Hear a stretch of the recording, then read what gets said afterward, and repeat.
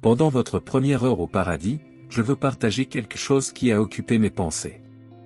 En tant que chrétiens, nous négligeons souvent les considérations et les désirs liés au ciel.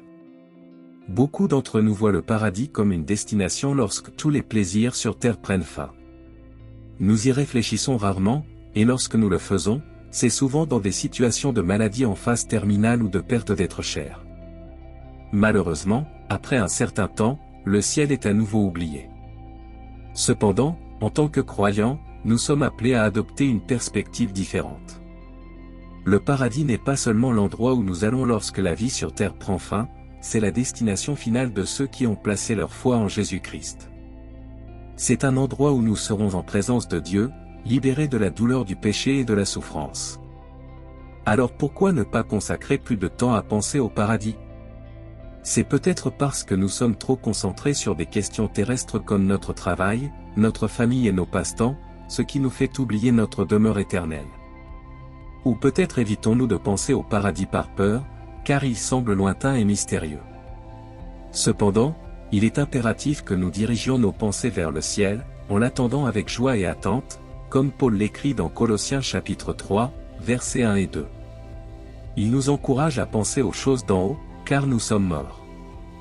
Aux choses d'en haut, terrestres, et notre vie est maintenant cachée avec Christ en Dieu. En réfléchissant davantage au ciel, nous commencerons à le voir différemment, non pas comme quelque chose à craindre ou à éviter, mais plutôt comme quelque chose à attendre avec impatience et joie. J'anticipe le moment où nous serons réunis au ciel avec nos proches qui nous ont précédés. Dans ce lieu, nous serons libérés de la douleur et de la tristesse, jouissant éternellement de la présence de Dieu. La question qui reste est la suivante: pourquoi ne pas consacrer plus de temps à penser au paradis? Permettez-moi de partager votre première heure au paradis. Pouvez-vous imaginer à quoi cela ressemblera? Les expériences, visions et sensations sont indescriptibles. Il est important de considérer que les émotions personnelles persisteront au paradis, nous ne perdrons pas la capacité de ressentir. Imaginez votre moment de joie et d'euphorie le plus important sur Terre. Multipliez ce sentiment par 1000, et alors seulement vous aurez une idée de la joie que vous éprouverez pendant votre première heure au paradis. Comme mentionné dans le psaume 16, verset 11, dans la présence de Dieu, il y a une plénitude de joie, et à sa droite, des plaisirs pour toujours. Au cours de cette première heure céleste, vous réaliserez que vous avez un nouveau corps, comme le souligne Philippiens chapitre 3, versets 20 et 21. Notre citoyenneté est au ciel et nous attendons avec impatience le Sauveur, le Seigneur Jésus-Christ. Par sa puissance, il transformera nos humbles corps en corps glorieux, sans douleur, sans maladie ni souffrance. Si ici sur terre vous avez été confronté à la douleur ou à la maladie, dès la première heure au ciel, vous réaliserez que vous êtes libre, transformé par le Seigneur Jésus-Christ en un corps nouveau, merveilleux et glorieux. Même l'archange Michel ne tentera pas d'interférer avec cet état de perfection. Lorsque vous vérifiez votre tension artérielle au paradis, vous ne trouverez pas d'anges avec des stéthoscopes ou des ventilateurs, car il n'y a pas d'hôpitaux célestes. Les maux de tête, les douleurs aux genoux, les douleurs articulaires ou tout type d'inconfort seront inexistants.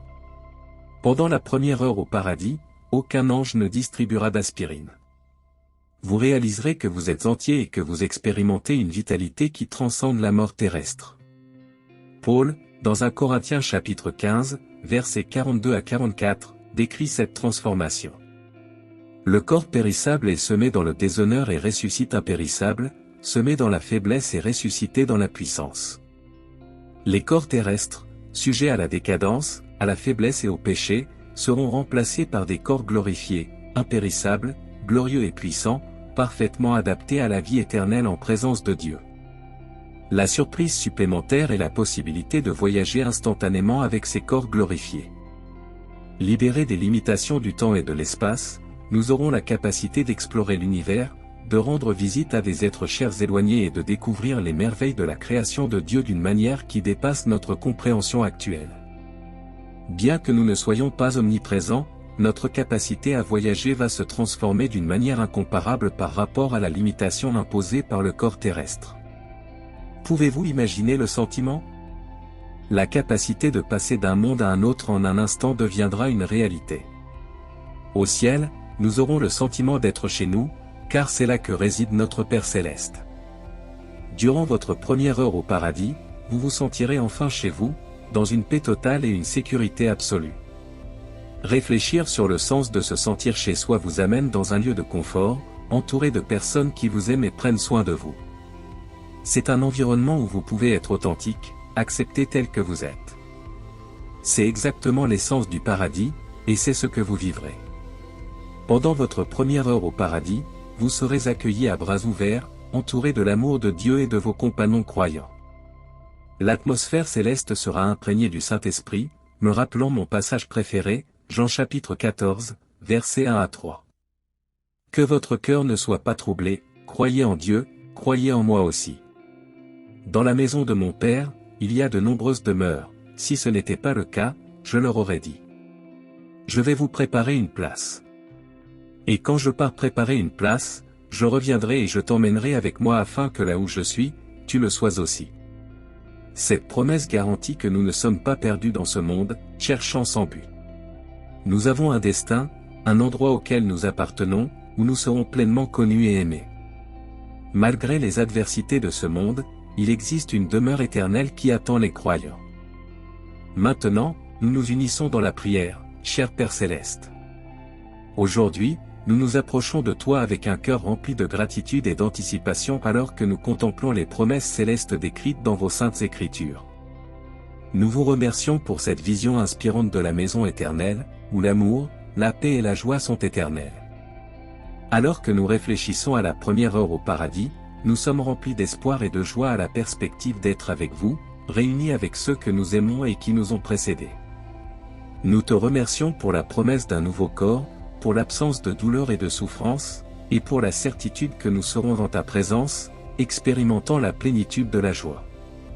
Seigneur, nous prions pour ceux qui ont perdu des êtres chers dans la foi, afin qu'ils trouvent réconfort et espoir dans ces paroles de promesse. Puisse l'espérance du ciel apporter réconfort et paix à tous ceux qui traversent des luttes et des chagrins dans ce monde temporaire. Seigneur, nous demandons qu'en attendant avec impatience notre éternité avec toi, tu nous permettes de vivre une vie pieuse et remplie d'amour ici sur terre. Puissions-nous partager l'espérance du ciel avec tous ceux qui nous entourent, en étant des instruments de ta grâce et de ton amour. Au nom de Jésus-Christ, notre Sauveur et la préciosité du ciel lui-même, nous prions. Amen. Si le contenu était inspirant et apportait quelque chose de positif dans votre vie, nous serions extrêmement reconnaissants si vous pouviez exprimer votre soutien. Veuillez aimer la vidéo, laisser vos commentaires et partager avec ceux qui peuvent également bénéficier de ces messages édifiants. De plus, si vous ne faites pas déjà partie de notre communauté, je vous invite à vous abonner à la chaîne. Ainsi, nous pouvons continuer à partager des moments privilégiés et à construire ensemble un espace d'apprentissage et de réflexion. Merci encore de faire partie de ce voyage avec nous. Vos likes, commentaires et abonnements sont l'inspiration qui anime notre travail. Avec affection et gratitude.